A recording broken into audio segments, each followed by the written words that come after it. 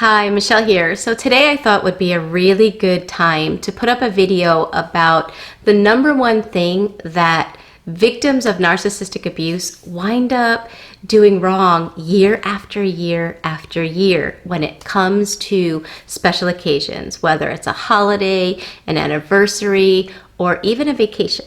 So if you want to know what that is, watch this video. So somewhere along the lines, a person that's in a relationship or has a family member with someone that is a malignant narcissist. Now again, I'm talking about malignant narcissists, not people that are high on the narcissism scale. There is a difference. If you don't understand the difference between malignant narcissists and people that have narcissistic traits, check out this video where it explains the difference between them. So we're talking about malignant narcissists. Now, at somewhere in the relationship, a person starts to realize there's a pattern. It almost seems like malignant narcissists are allergic to special occasions. They wind up bringing out the worst in themselves and everyone around them at the moments where the majority of people, even people that are difficult or have difficult personalities, they try to at least put it together during special occasions, but narcissists are like the opposite. They do the opposite and they make every special event, every vacation, a nightmare, whether it's during the vacation or right before it happens or right after. Somewhere along the line, mixed in with the happiness, always has to be misery. And again, somewhere along the line, we realize this. We start to notice, we pick up on it. But we do one thing, and that one thing that we do is the worst thing for us. We actually hope that this year things will be different. And there are two reasons why we begin to hope for that difference. One of the reasons has to do with us and ourselves, and the other actually has to do with the malignant narcissist. So we get this hope, and we start thinking, maybe things will be different. The reason we fall for that way of thinking is because it's really hard to wrap your mind around the fact that you're in a relationship with someone that intentionally wants to ruin something special. It's hard to think that a family member or a loved one would be like that with us, but you know what? It's even hard to think that a stranger would be like that with their own family. For example, if I didn't know about malignant narcissists and how they treat their family, if somebody else were to tell me that their family member intentionally does everything they can to hurt them and to ruin special occasions, I would kind of wonder, why? There's got to be more to the story. There's something I'm missing, because it's not normal. It's not easy for us to wrap our minds around that way of thinking. In fact, when it's happening in our family, to allow our minds to think that, okay, yes, he or she wants to hurt me. He or she wants to destroy this holiday or this celebration or this anniversary. That's their goal. To allow ourselves to think like that feels awful. It feels awful to contemplate that you're in a relationship with someone like that. It feels like you feel like everything has failed. You feel like there's no hope. And narcissists tend to pick people that have a lot of hope, that look for the best in people, that want to believe that people can change and can overcome things. So it's really hard to wrap your mind around. So that's something that has to do with what goes on inside of us. That's why it's difficult. And that's why we tend to get this hope that maybe this year will be different. The other reason we tend to allow our hope to build inside of us is because of the malignant narcissist. They know how to manufacture emotions inside of people that are around them, people that they live with. So what does that look like?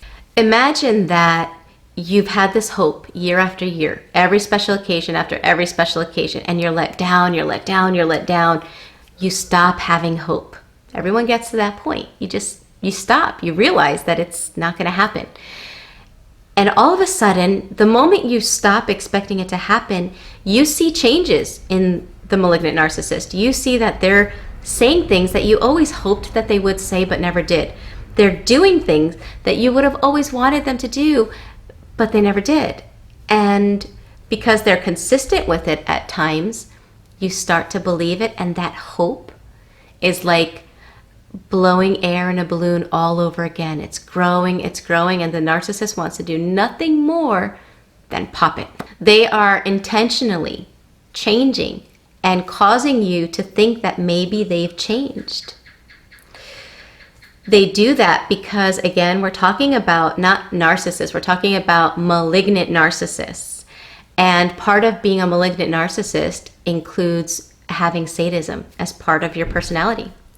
A sadist loves to hurt people. They get joy out of seeing someone crushed. So going with that balloon illustration that I was talking about a second ago, it's certainly a lot funner to pop a huge balloon instead of one that's not fully inflated. It's just not as fun to pop one unless it's really big and full of air and bursts upon just like putting a pin in it. Well, the narcissist has that kind of logic too. If they know that you're expecting bad behavior, well, then it's not fun to give bad behavior because you know how to handle it. You won't expect anything. You won't be let down because you're already expecting nothing. That's like that balloon that's barely inflated. Not fun to pop.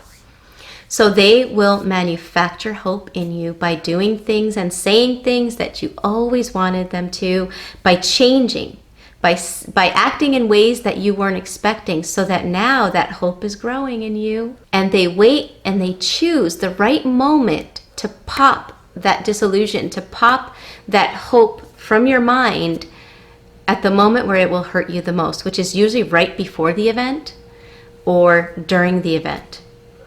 Either way, that was their goal all along.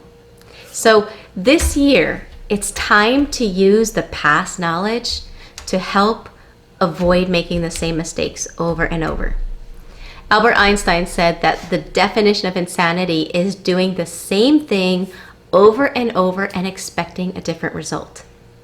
I know that it's hard to accept that a person that acts like that is a sadist, that enjoys hurting their family, it's hard to accept not only that they exist, but that they're in your family. It's hard to swallow the pill of reality that malignant narcissists bring into their families. But it's the only way to stop allowing them to manufacture false hope in or during times that are important to you, because that only fuels them and deflates you within. If you notice any out of character behavior during any special occasion that's coming up, notice it, but don't fall for it.